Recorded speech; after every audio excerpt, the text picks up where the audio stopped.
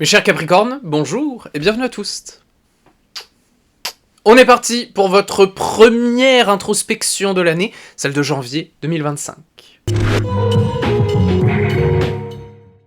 Nous allons voir la carte ressortie lors du tirage annuel pour votre mois. Les annuels sont sortis il y a quelques semaines, n'hésitez pas à checker vos signes. Nous allons voir ensuite les 4 corps conscients avec le yang, le yin, votre développement personnel, qu'est-ce qu'il y a à travailler, qu'est-ce qui bloque, qu'est-ce qui soutient, le pro et le sentimental, sachant que on se voit la semaine prochaine pour les sentimentaux un peu plus précisément, vous face à votre autre. Commençons avec notre beau jugement. Alors, je préfère prévenir tout de suite, comme ça vous savez si vous voulez rester ou pas. Je vais prendre un axe qui est un petit peu technique, en tout cas je vais donner beaucoup de matière et je vais faire un maximum pour vulgariser des éléments psycho-émotionnels qui peuvent être, je ne vais pas dire complexes, mais pour les gens qui n'en ont jamais entendu parler, ça peut paraître parfois un petit peu tricky, vous voyez, un peu emboîté dans tous les sens, mais je vais faire ce qu'il faut pour être clair. J'ai pas mal de cartes là qui soulèvent des points qui demandent à être conscientisés pour ensuite, d'abord on conscientise, ensuite, on guérit. On voit que le frigo est vide, ensuite, on va faire les courses. Le salon pue la mort, ensuite, on fait le ménage. Là, en l'occurrence, notre jugement nous dit il y a beaucoup de choses qui remontent dans le but d'être conscientisées, puis guéries. C'est une super bonne occasion. On est en janvier, c'est l'occasion de, dès le début de l'année, saisir au vol les informations, et puis après de les traiter dans le temps. Rien ne vous oblige, là, tout de suite, d'aller voir, guérir. Tranquille. Personne n'est pressé. Je vous rappelle que le développement personnel et le dépouillement personnel, c'est par moment un petit pic d'inconfort, mais ça dure 2 jours, voire 2 heures. Puis après, c'est du soulagement. Quand on travaille de la bonne manière, qu'on est bien accompagné, il n'y a aucun problème de, justement, tristesse qui stagne, de choses comme ça. Non, c'est au fur et à mesure, on libère. S'il y a des résistances, par contre, on galère. Là, j'espère que vous allez entendre dans mes mots des axes de dépouillement, puis de développement, et pas une raison de renforcer l'ego et les résistances, ok ? De toute façon, je vais faire le lien entre tout pour que ça soit le plus logique, résoudre des incompréhensions, et puis si besoin, apporter des éléments émotionnels, vous le savez, c'est mon travail de recherche, donc, si vous êtes d'accord, on est parti. Mais c'est super ça! Au niveau du corps physique, nous avons un 2 de coupe dans le premier, et un 5 d'épée dans le second. Ce 2 de coupe, qu'est-ce que j'allais faire ? Maman, je suis déjà perdu. Ça fait 2 minutes 30. Notre 2 de coupe nous dit l'amour, l'union, le lien à l'autre. Je pense que beaucoup d'éléments dans ce tirage vont renvoyer au lien à l'autre, et je ne parle pas d'un lien sentimental. On ne parle pas de couple là. Ça peut évidemment faire écho avec du couple, parce que votre couple, partons avec cette base, est une répétition de la manière dont vous avez appris à aimer. Dans tout ce qui va être schéma affectif, il y a qu'est-ce que j'ai reçu, qu'est-ce que j'ai l'habitude de recevoir, et donc qu'est-ce que je cherche. Si vous avez appris à parler français, vous chercherez des gens qui parlent français, parce que on a le même langage, on se comprend bien. Bon, évidemment, ça marche avec toutes les langues du monde. Ben là, on va dire que dans votre langue de l'amour, vous cherchez des gens qui répondent de la même manière. Ça peut être, dans certains cas, la langue des blessures. Des gens qui ont les mêmes blessures et qui nous font écho, ou alors qui nous complètent, vous voyez ? C'est des relations, aujourd'hui, qui sont basées sur ce que vous avez reçu. Donc moi, je ne vais pas aujourd'hui stagner sur quelqu'un qui aurait partagé votre vie sexuellement, mais je vais plutôt essayer de parler en général pour que vous, en autonomie, vous vous disiez « Ah, mais ça renvoie à ça, et ça renvoie à ça, et là je comprends du coup que je l'ai aimé pour telle raison, est-ce que c'était vraiment de l'amour ?» Vous voyez, d'entrer dans ces considérations pour derrière se rendre compte et guérir. Au niveau émotionnel, nous avons un 5 d'épée. Le 5 d'épée parle des 5 blessures, abandon, rejet, humiliation, trahison, injustice. Je vous en parlais à l'instant. Au-delà des 5 blessures, ça peut aussi parler de disputes. Sauf qu'on est dans le corps émotionnel. Et donc, dans le corps émotionnel, avoir des éléments qui sont mentaux, communication, réaction, ça pose déjà un jalon de « vous ne conscientisez ou n'accueillez pas suffisamment vos émotions ». Typiquement, les gens qui parlent de vide intérieur, de perdre sa petite flamme, etc., c'est un manque d'émotion. À l'intérieur de soi, il y a un vide, et il est normal, comme dans une lampe à huile où vous avez une flamme et de l'oxygène. Ce vide intérieur est très nécessaire pour que les émotions puissent fluctuer, puissent s'intensifier, se réduire, se libérer, être utilisées, en tout cas vous donner un message. Donc attention à ne pas penser vos émotions, ce serait utiliser le troisième œil pour activer le chakra sacré, ça ne fonctionne pas comme ça. Je vous invite plutôt à revenir dans le corps, au niveau du chakra racine, et dans le rapport aux autres de ce qui me constitue, qui je suis, dans le chakra solaire. Je parle en termes de chakra parce que je me dis, il y a peut-être des gens à qui ça va parler. Outre ça, les gens qui ne connaissent pas, je pense que vous comprenez par mes mots que c'est, voilà, tout ce rapport yang, bas du corps, très proche de soi, et je parle vraiment du corps dans le sens de somatisation, de faim, de sommeil, de crampes ou de petites tensions, ça vient dire, il y a des émotions qui ne sont pas écoutées. Donc à vous de prendre ce temps, peut-être avec une liste d'émotions, j'ai fait beaucoup de vidéos sur le sujet, je vous invite à vous renseigner si ça vous intéresse, comment réussir à donner plus d'espace à mes émotions, moins les penser, et du coup me nourrir de tout ça. Petite précision supplémentaire, le cerveau, ça sert à voir dehors, c'est l'analyse du monde extérieur, dans un but de survie. Les émotions, c'est l'analyse de la vie intérieure, dans un but de besoin, pour répondre à son développement. Donc vous avez dehors, il y a un burger, dedans, j'ai faim. Pouf, c'est équilibré, je suis satisfait. Je vous invite à conscientiser ces deux éléments pour entrer dans plus de conscience et de connaissance de soi. Et si jamais vous avez besoin de moi, vous n'hésitez pas, je suis thérapeute psycho-émotionnel, vous pouvez me contacter pour de la thérapie, pour des petites questions, c'est un peu moins cher, ou des consultations privées de tirage de cartes. Et si vous préférez travailler seul, j'ai sorti les PAX, ce sont des programmes de travail sur 1 mois, en autonomie, depuis chez vous. J'ai plein de thématiques qui sont expliquées et abordées sur le site internet, je vous laisse y jeter un œil, sachant qu'une vidéo vient préciser tout ça, qu'en ce moment, et ce jusqu'au 31 décembre, tout est à moins 25%, donc les packs sont à 60 € au lieu de 80, et en plus, parce qu'on ne s'arrête jamais, je vous propose une nouvelle thématique sur digérer une relation. N'hésitez pas, vous jetez un œil, vous m'envoyez un petit mail pour prendre rendez-vous. Au niveau du yin, nous avons, et c'est assez logique, un 9 d'épée dans la tête et un 4 de bâton dans la spiritualité. Je vais commencer avec la spiritualité.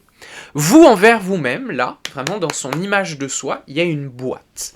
Quelque chose est enfermé à l'intérieur. Je viens de vous dire à l'instant, le cerveau, c'est pour comprendre le dehors, les émotions, c'est pour comprendre le dedans. Là, on est à l'intérieur. Il y a besoin de libérer les émotions, et ça va tout débloquer. Notre jugement, qui fait remonter des émotions, des souvenirs, des situations, c'est justement pour dire « Marie-Chantal, regarde, là, il y a quelque chose qui est hyper important pour toi, et je te le montre pour que tu en prennes conscience. J'en reviens à ça, que tu te rendes compte. » Ok ? Cette boîte-là, ça n'est que un 4. Donc il n'y a pas de drame. Vous voyez, on n'est pas sur un empereur, par exemple, qu'on reverra peut-être après. On est vraiment sur une boîte à ouvrir, un peu comme Pandore. Je vous laisse faire ce petit travail-là. Et au niveau intellectuel, c'est logique, il y a une forme de stress, de fatigue.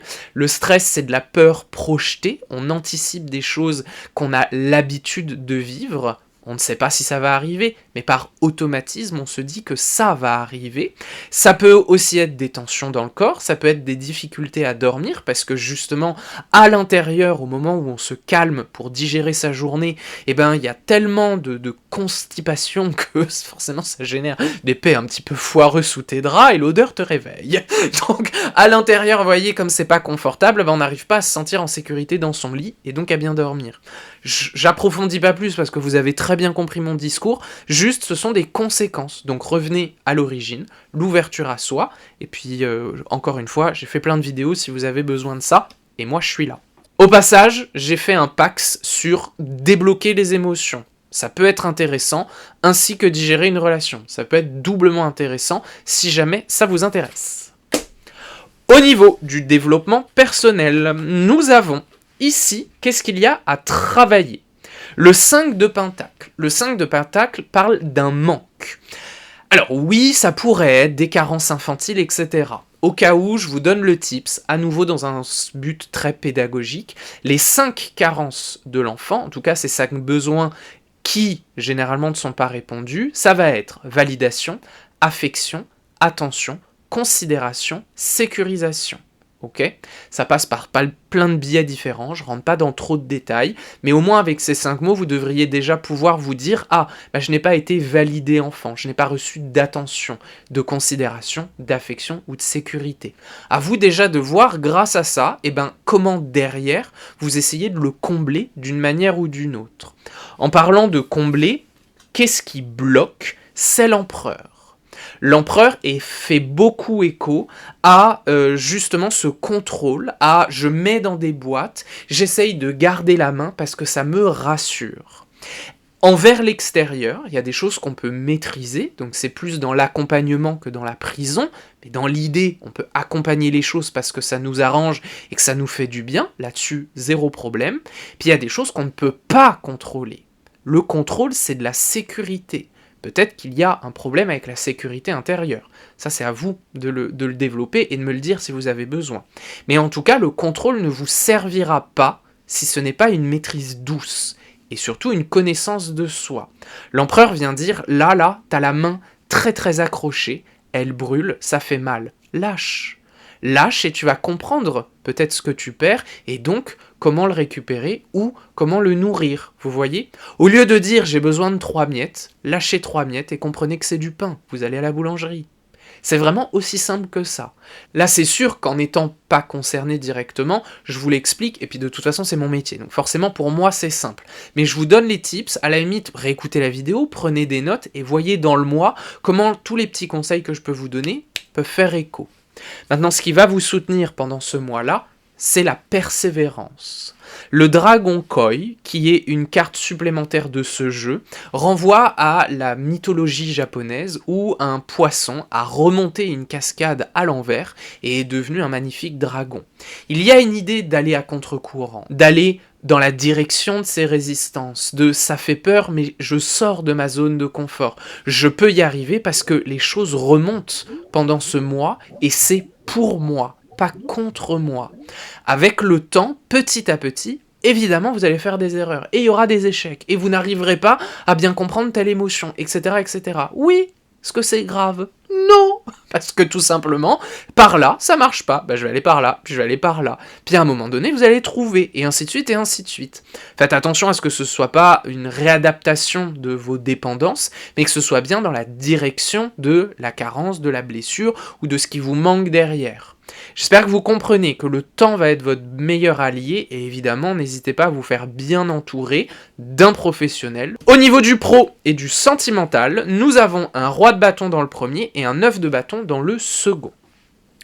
Professionnellement, ce roi de bâton vient nous parler quand même de bonne gestion. Alors je pourrais dire contrôle, etc., parce que c'est très très proche le roi de bâton de l'empereur en termes d'énergie, mais j'ai pas du tout cette vibe.